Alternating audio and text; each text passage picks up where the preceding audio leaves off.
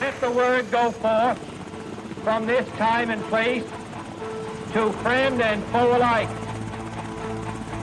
This is preeminently the time to speak the truth, the whole truth, frankly and boldly.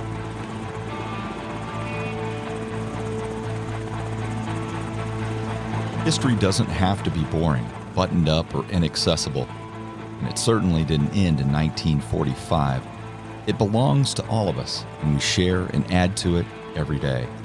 Welcome to the History A Go-Go podcast, where I interview interesting guests, cover a motley crew of topics, and it's a place where you can sit, think, and drink all at the same time. I'm your host, Rob Mellon. My guest today is artist and historian A.K. Fielding. She was academically trained in research and writing as an historian, but she is also an accomplished artist. She forged together her love of early American history and art to create works that inspire people to study America's rich past. AK's articles can be found in several publications, and her art has been showcased in various exhibitions. She has a real passion for early American history, and her recently released book, Rough Diamond: The Life and Times of Colonel William Stephen Hamilton, Alexander Hamilton's Forgotten Son, is available now, and that will be our topic of discussion today. Of the book, Rand Cholet, the founder of the Alexander Hamilton Awareness Society, says, author A.K. Fielding uncovers fascinating new information on Alexander and Elizabeth Hamilton through the eyes and documents of their son, William Stephen Hamilton. Like his father, William finds life far from his childhood home, in this case, the Midwest, and then on to California. Readers will enjoy immersing themselves in William's unique life journey from coast to coast. And we are very pleased to have the researcher, historian, and artist with us today. Welcome, Angelina. Hello, Rob. How are you? I'm doing great, and this is a very interesting topic, and I wanted to let you know how I got your book. My son gave it to me as a gift, and he saw Colonel William Stephen Hamilton, the forgotten son of Alexander Hamilton, and he saw the Illinois connections, and he thought, well, there might be some local connections. I need to get that from my dad. So that's actually how I got your book. It was a gift. Oh, wow. Well, I have to thank your son, Ben. Thank you so much, and I'm so glad that you got the book in your hands, Rob. I'm looking forward to this interview and speaking to you about it today. AK, it is tradition here to accompany the conversation with a special brew. Today we have Rise Up Rye Farmhouse Ale from the Gun Hill Brewing Company of the Bronx, New York. This Alexander Hamilton-inspired ale was a Great American Beer Festival Bronx Medal winner. And amazingly, a portion of the sales goes to Grand Wyndham, which is the charity for children that Elizabeth Schuyler Hamilton set up in 1806. Remember, the best way to enjoy an episode is with one of our featured beers. This is also my time to ask you to subscribe to the podcast. Subscribing is the only way to get the newest episodes right away. And to the legion of listeners and supporters from more than 80 countries in over 2,000 cities across America and the world, I have to say thank you. And now I raise my Rise Up Rye to freedom, something that they can never take away, no matter what they tell you. And cheers. So your interest in William Stephen Hamilton actually starts with a photograph, and there's some mystery that surrounds this photograph. Could you explain that? Yes, Rob. So I was actually working on a senior paper, and I was focusing on Alexander Hamilton's relationship with his mother, Rachel. And as I was working on that paper, I started digging more into the Hamilton family background, both ancestors and also the descendants. And as I was researching, I came across this photograph, which is from a painting. And I found the same photograph being referred to as Alexander Hamilton's eldest son, Philip Hamilton, who also died in a duel, and also his other son, who was William Stephen Hamilton. So there were two different scenarios, but the portrait was the same. And that kind of, started the whole thing for me. I became very curious, and I thought there's no way it could be, the same photograph can be two different people, even if they are related. Not to mention the fact that there was a gap between Philip and William by several years. So it just naturally drew me in. And the more I started looking into it, the more I became engrossed. And Then it became a matter of, okay, just finding out who is this person and making sure that I could establish that, which I was able to do. It took me several years to accomplish that task, but ultimately, as of right now, it is proven that that photograph from that painting is actually Colonel William Stephen Hamilton and not Philip Hamilton, the eldest son of Alexander Hamilton. Before we get into the life and times of that individual, Colonel William Stephen Hamilton, of course, he's the son of Alexander Hamilton, I'd like to know about the relationship between him and his mother, Elizabeth Schuyler Hamilton. Sure, Rob. So I can tell you this, that Elizabeth Hamilton, as we are told, favored this son of hers the most, that is William Stephen Hamilton. And that may have something to do with the fact that he resembled his father a lot, as we can see in the portrait, but also in his mannerisms and his character. And he himself loved his mother, adored his mother, was very close to her. He actually traveled from the Midwest on horseback to New York just to see his mother. And she, in turn, traveled in her 80s at that time, if you can imagine, Rob, to the Midwest in Wisconsin to see her son. And unfortunately, when he died, which he died before she did, the remainder of the family, the other children, decided that they were not going to inform her of his death because they thought that it would devastate her. So she definitely adored her son. I, from my research, have found that she had some squabbles with some of her other children. There has been no evidence that I found, at least in my research, that showed that to be the case with William Hamilton. So I have come to the conclusion that they were very close. They loved each other, supported each other. And if you know anything about Elizabeth Hamilton, you will know that she herself was a very nature-loving, carefree, intelligent, smart, and happy girl and as she was growing up. And these are some of the characteristics we can also find in William Stephen Hamilton. He loved the outdoors. He loved nature. That may have very well been one of the reasons why he was drawn to the Midwest, because at that time, that was the frontier. So he was naturally inclined towards nature and being outside and enjoying the outdoors and doing, outdoorsy things. And then that may have come from his mother, because she was very much like that as well. Well, she's definitely an amazing lady. And yes, of course, she's the matriarch of this dynamic family. Yes. And William is just a young kid when Alexander Hamilton is killed in that duel. That must have had a real impact on his childhood. Yes, Rob, I would imagine so. We don't have a lot of primary source evidence telling us this. But for example, if we look at Ron Chernow's amazing biography of Alexander Hamilton, he makes mention of, the funeral or the death scene and the funeral. And we find William there. He's a very young boy. So there may be, we can assume that there was a lot that just, escaped him because he's young. But I'm also sure that when he saw his father dying, bleeding to death, it must have affected him at some level, whether it's psychologically, emotionally, however you want to put it. Even at that age, I can say that because children are able to recall information when they grow up as adults from way back then. So to think that seeing something actually happening of this monumental, his father dying in front of him, it would not have affected him somewhere in the back of his mind. I don't think that is possible. I think that it definitely affected him, and he may have very well carried that through his life.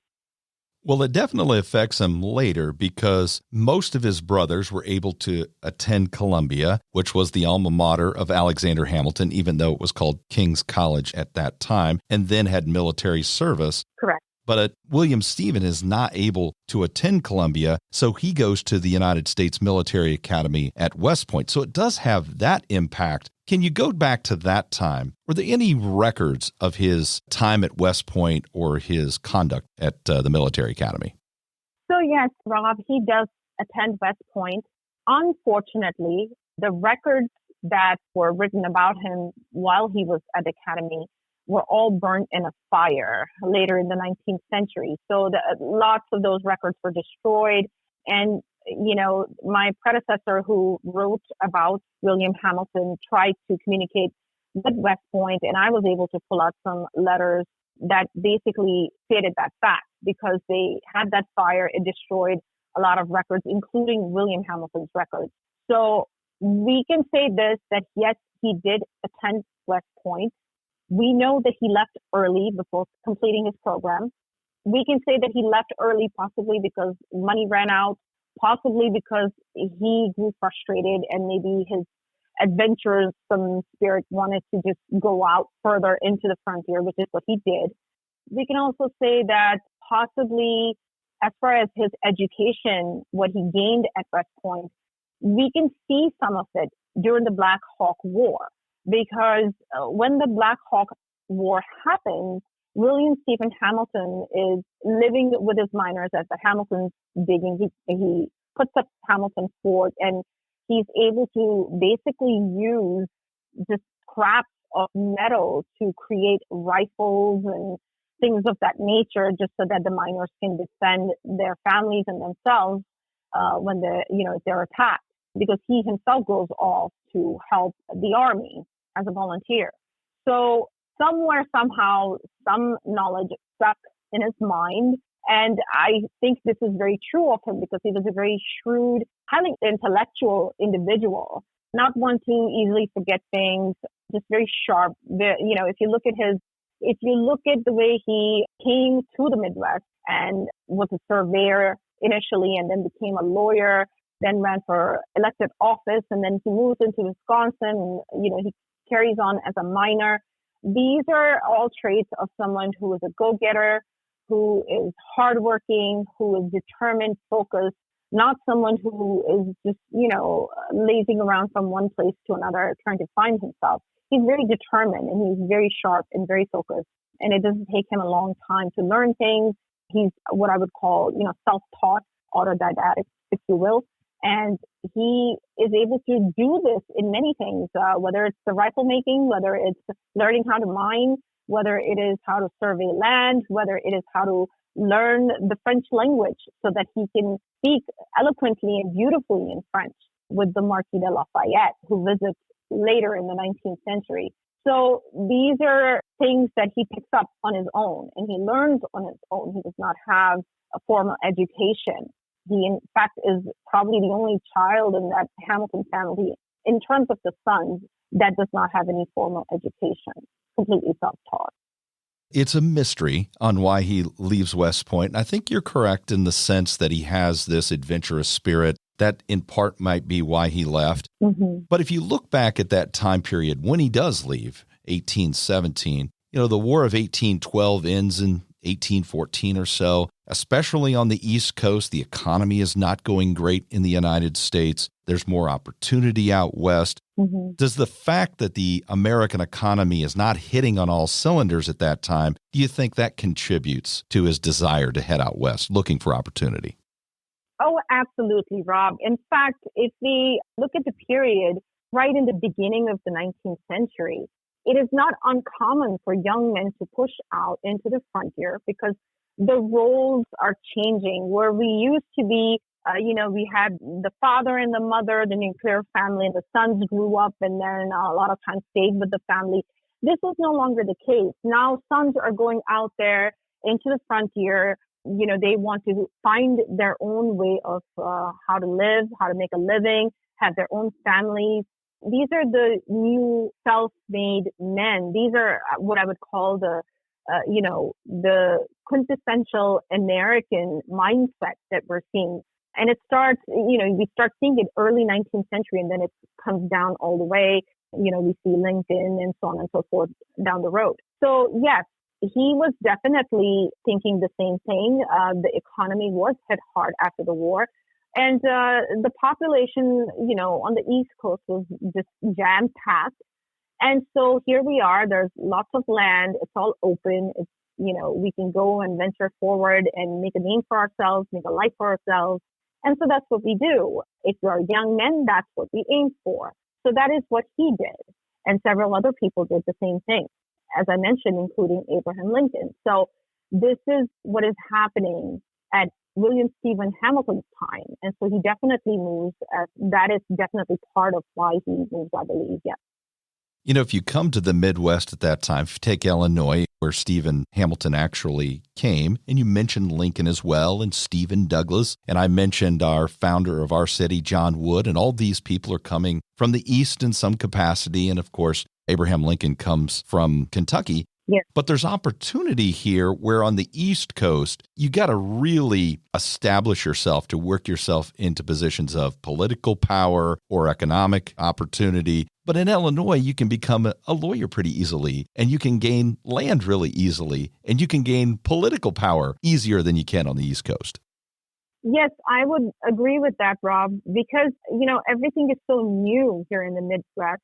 And, I will say that at this point in the Midwest, we see it in Illinois, we will see it in Wisconsin, definitely down the road as that becomes a state. The Democrats, after Andrew Jackson, they hold power. More men are leaning towards that kind of philosophy, that kind of thinking, that kind of politics.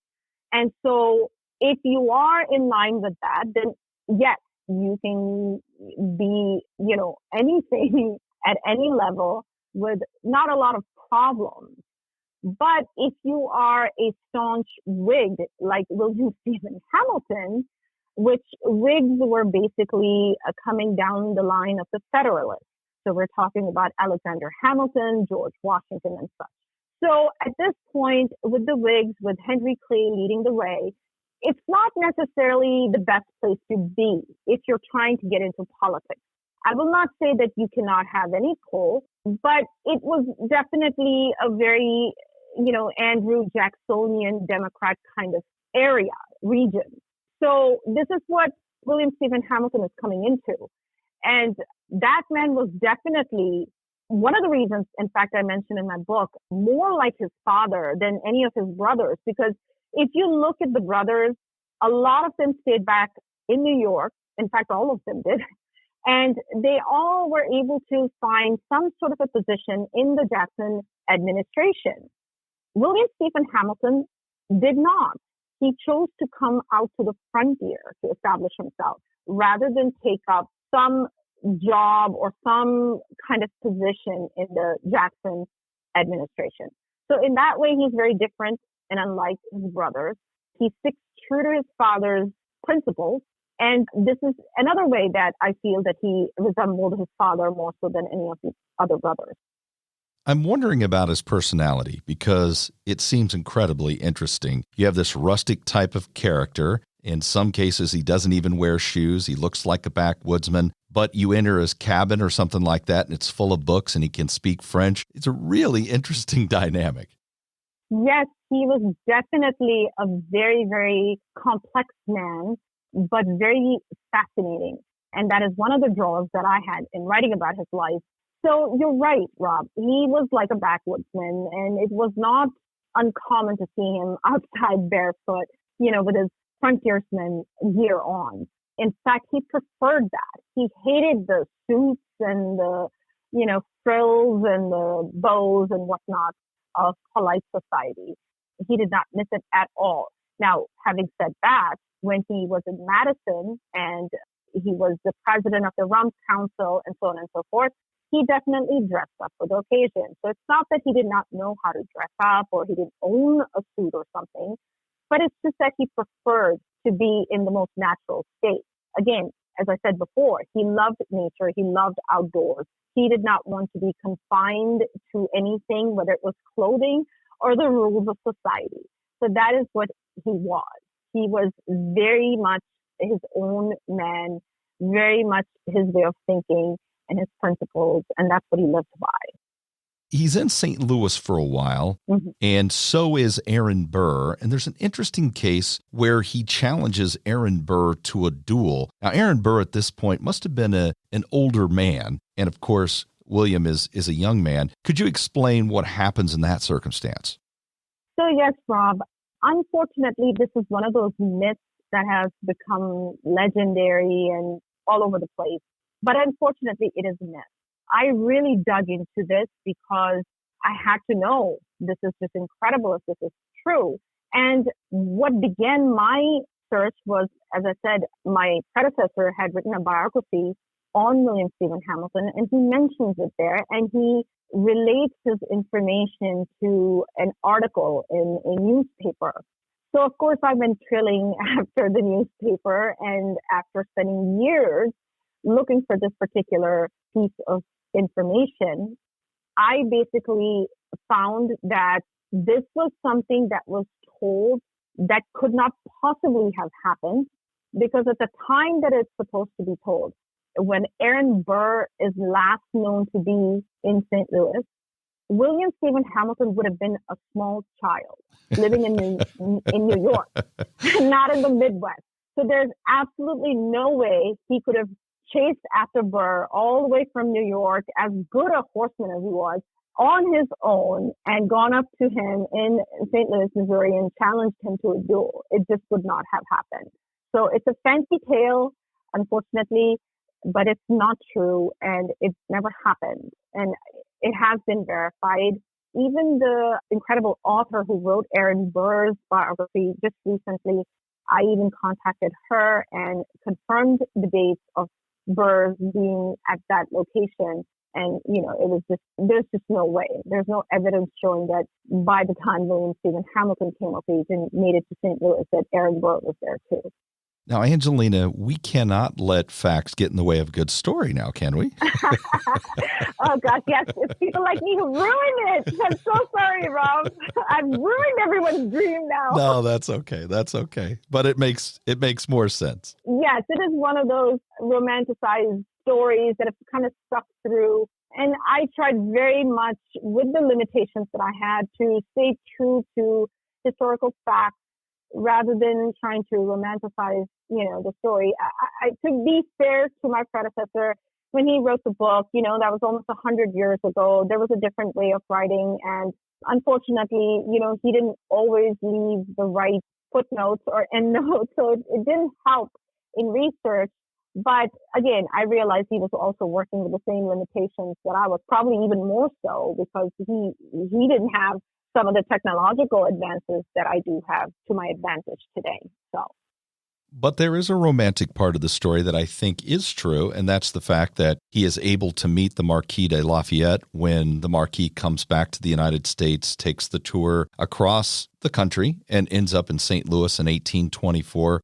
And he does meet the Marquis de Lafayette. That is correct. In fact, when Lafayette visits, he visits with great pomp and show. I mean, he's considered a founding father in our country. So, he comes all the way from France, coming to New York, and then down the road, and then he arrives in Illinois, which is where William meets him. And Lafayette is just very impressed. And of course, he is completely touched because this is his friend's son.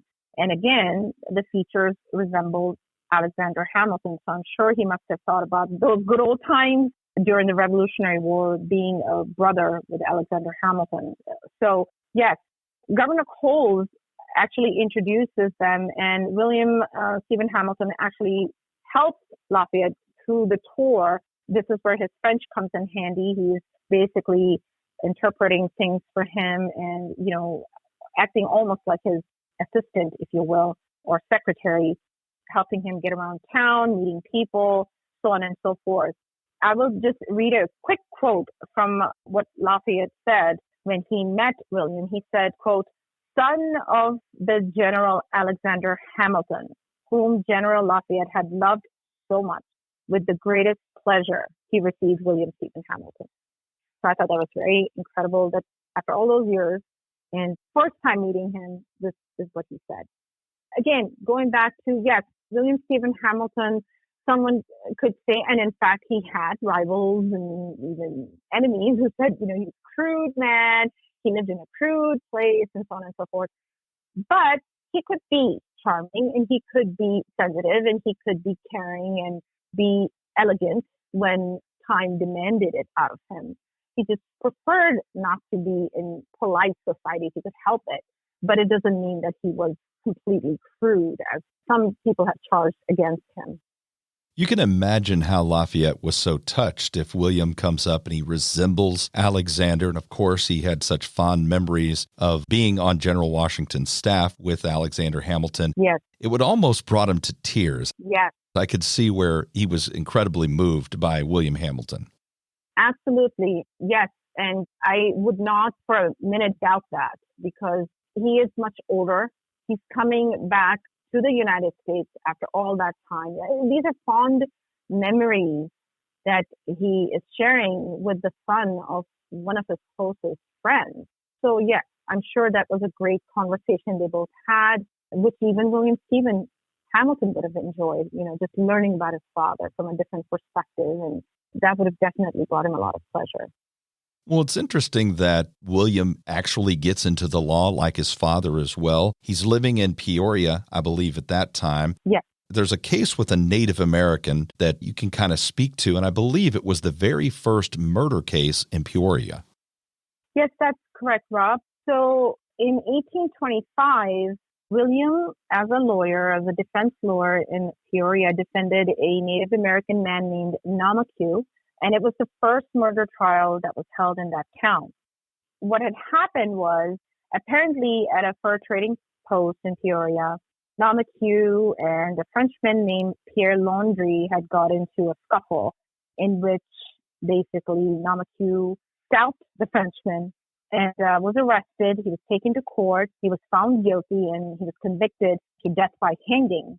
So William appeals this case and it becomes the first Supreme Court of Illinois case, murder trial that goes to the Supreme Court of Illinois. And it is remanded back for another trial at that time. And then he's retried. Namaqua is retried in October 1826, and then he's found guilty again. And so the death penalty remains in effect.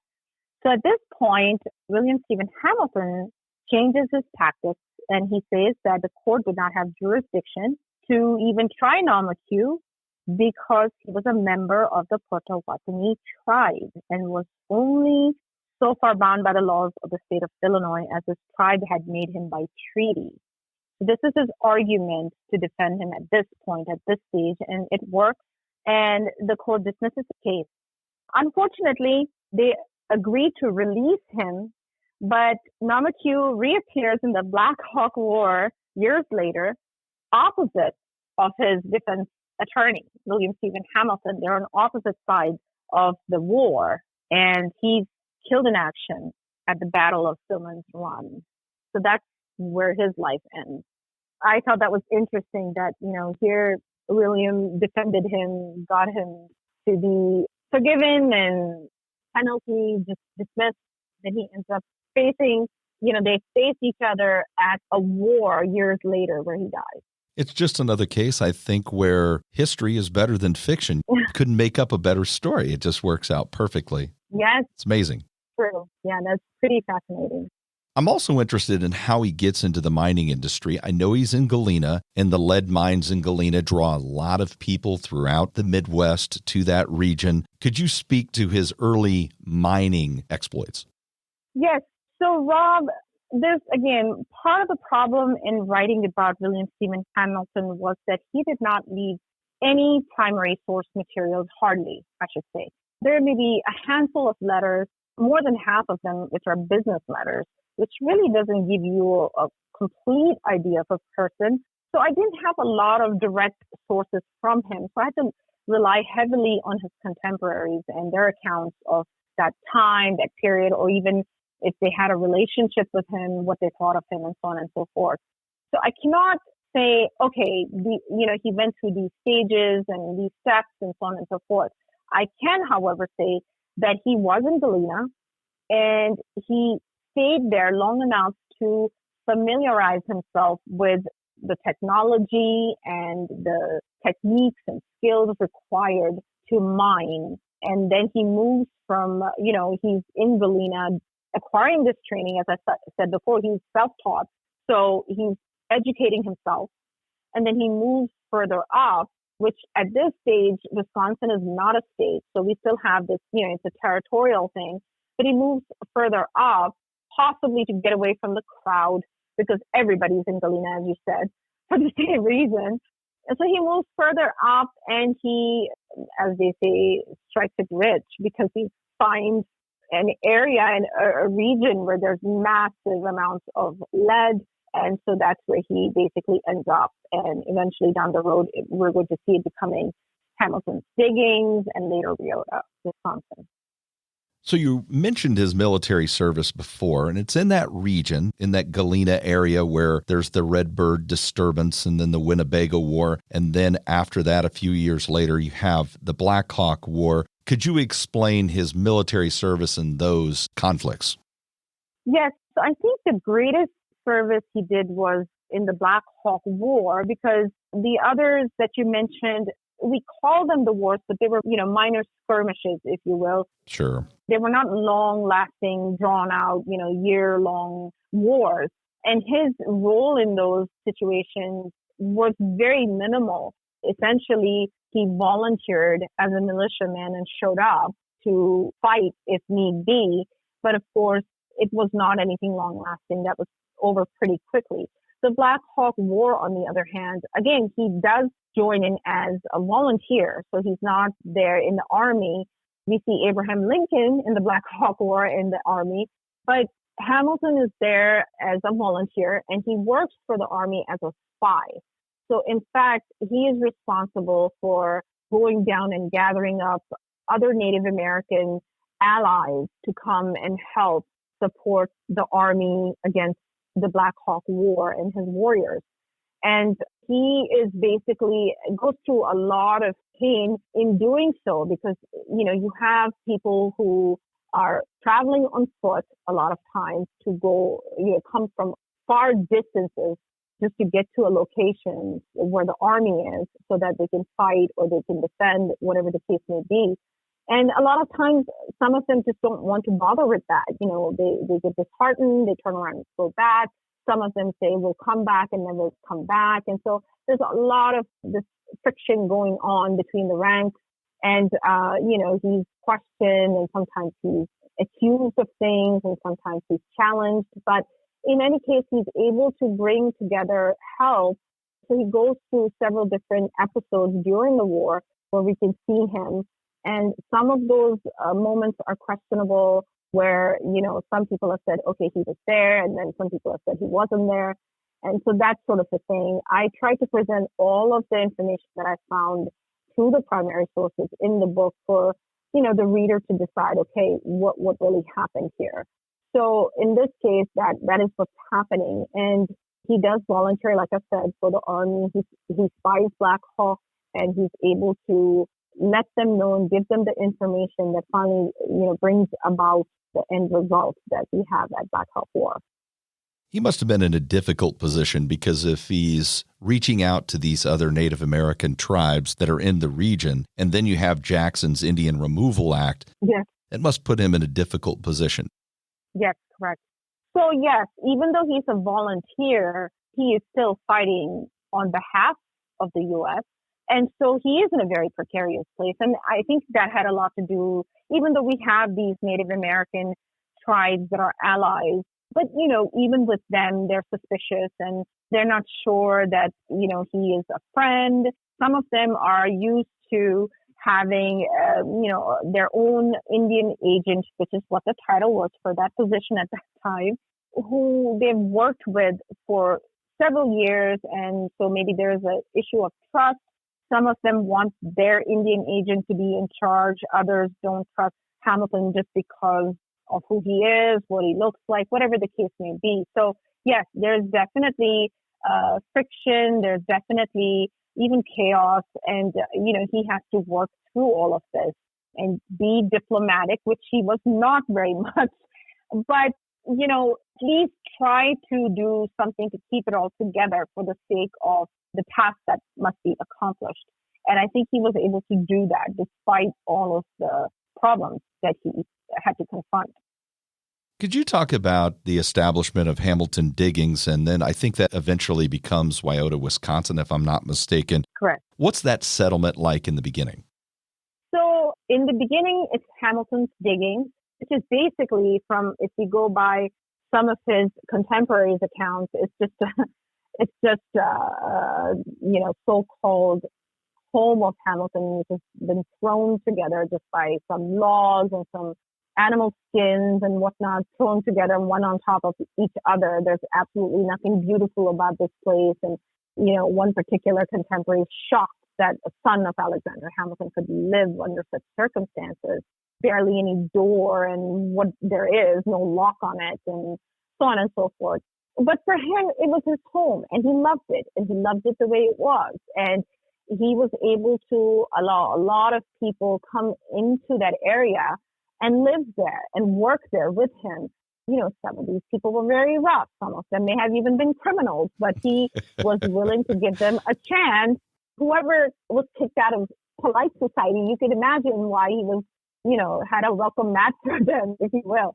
So, he's got all kinds of men working for him as miners, and they work for him and end up staying there, bring their families there, raise families there, and eventually it becomes more like a town after the war, especially, it becomes a town, and that's where we have Wiota, Wisconsin. And when he leaves for California, his dream always is to go to California, earn enough money, and come back home to Wiota. And unfortunately, that doesn't happen, but that was his home. It may not have been, by anyone else's standards, the greatest place on earth, but for him, that was home. Well, you mentioned the gold rush, and a lot of individuals from the Midwest. I mentioned John Wood, the founder of our town. Mm-hmm. He goes to the gold rush as well, and that's a treacherous trip. Oh, yeah. That he makes. He spends multiple months actually in Honduras, and then he has to make his way across Panama. Oh. In William Hamilton's case, how does he get to California, and then what success does he find there? Okay, Rob, I have an entire chapter dedicated to this journey that these pioneers took, which is just incredible by any standards. You're talking about people not just traveling. When we think about the Californian gold rush and people going over there to California from the Midwest, we have to understand it's the whole world. You have people coming from Mexico. You have people coming from Europe. You've got people coming from all over the place. So it's not just, the United States. However, since we're talking about Americans here, so there were ways to get to California. Some ways were faster than others, but typically, a pioneer or pioneer family, they would travel in their wagons, and there were jumping off points where they would basically all connect. So, for example, from Illinois, let's say if the jumping off point is in Missouri, and 5 different people in your community of Illinois, any community in Illinois, decided, okay, we're going to do this. So they would all get together and they would travel as a caravan, and they would go and meet at the jumping off point, which is where the journey would actually begin from, because then you are traveling all the way to California. You're like a long caravan, and you stick together and you stay together for help and assistance and protection. Because the 1849 California gold rush is the first time we're seeing a mass migration. There were people who had gone to California before that, there's no doubt, but not at this scale. This is like everybody seems to be, heading to California. So for William Stephen Hamilton, what we do know that he also had a wagon, perhaps 2. And this was the unfortunate part, because when he leaves, he takes all of his belongings, so any diaries, journals, letters, that sort of thing, books, whatever the case may be, and he gives it to one of his neighbors, and then he leaves. His intention is to come back, but I suppose he did not want to leave those important papers, including the books that he inherited from his father, just laying about. So he left it in their protection. And of course, we don't know what happened to that stack of books or his papers or anything. And believe me, Rob, I have searched and searched for years.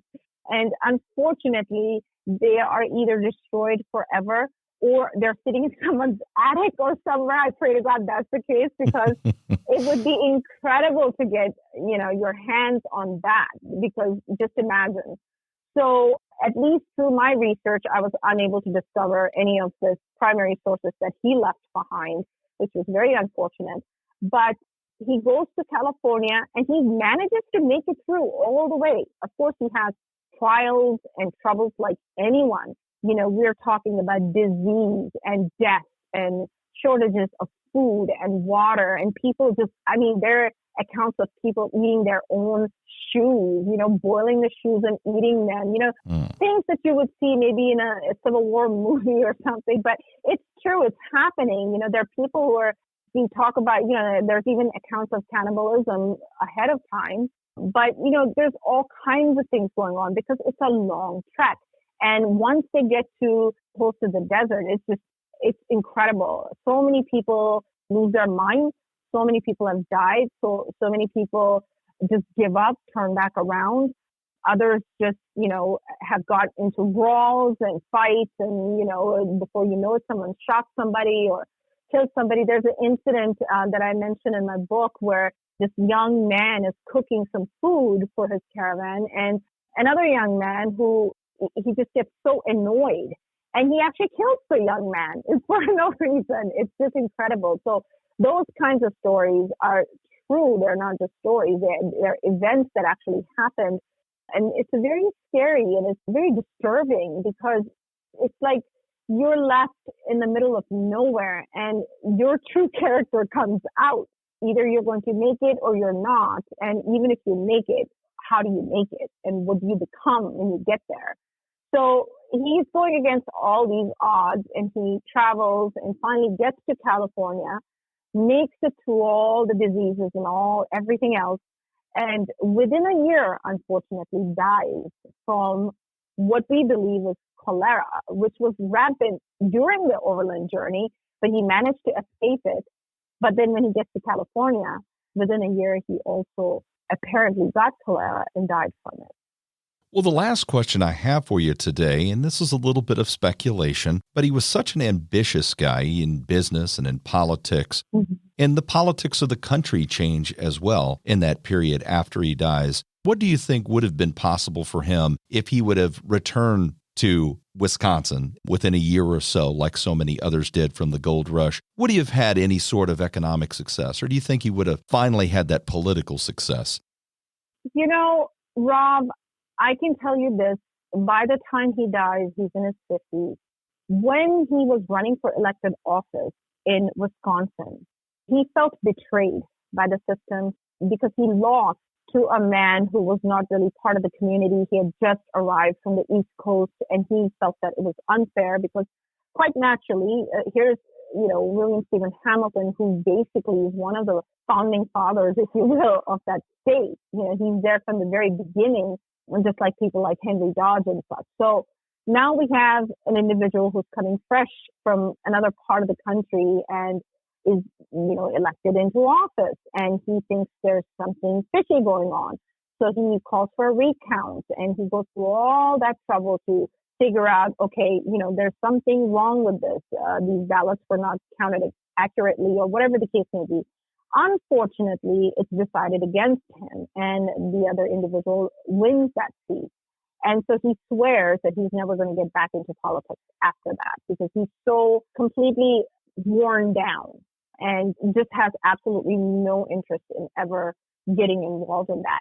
Would he have carried through on that? I don't know.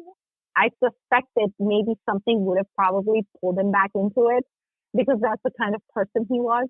But at that moment, that is where he was, and that's what he had decided to do. So, of course, when we have, you know, the California Gold Rush comes out, here it is, another adventure. There's still some spirit and life left in this man. And so he decides, okay, you know, my town needs money. Lead mining was changing at that point in our country's history. New technology was coming up and the old ways of mining for lead were going away. In fact, lead,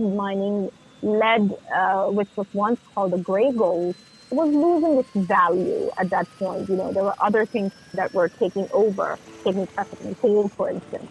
So he decides, okay, it's time to go on another adventure. And that's what he does. But again, he has every intention to return, but it doesn't happen for him, unfortunately.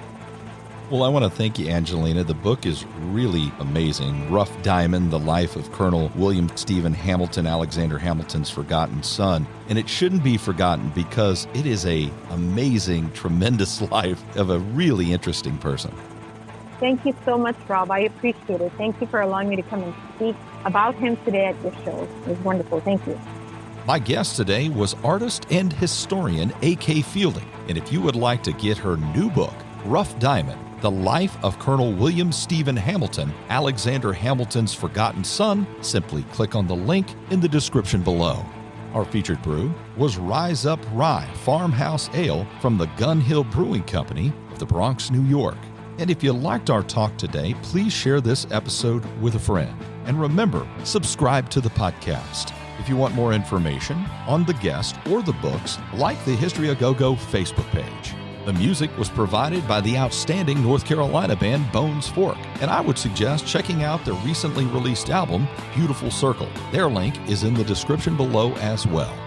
Once again, to our growing list of listeners, I want to extend my sincere thanks. There are many more great episodes on the way, so join us again next time when we talk, think, and drink on History A Go-Go.